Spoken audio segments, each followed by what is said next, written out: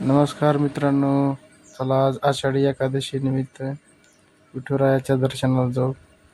विठुरायाचे दर्शन घेण्यासाठी आज आम्ही विथ फॅमिली निघालो आहोत.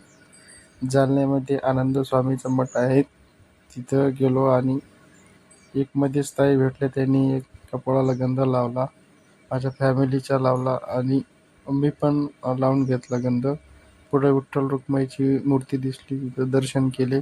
दर्शन करून आम्ही परत रांगेमध्ये लागण्यासाठी एक खूप वेळ होता, म्हणून आम्ही उभे दर्शन करून आम्ही सरळ परत विठ्ठल रुक्माईचे दर्शन करून परत निघालो. आम्ही परत निघाल्याच्या नंतर समोर एक प्रसादाची लाईन चालू होती. त्या प्रसादाच्या लाईनला लागलो आणि प्रसाद घेतला. प्रसाद घेऊन प्रसादाला थोडा वेळ लागला, थोडी गर्दी असल्यामुळं.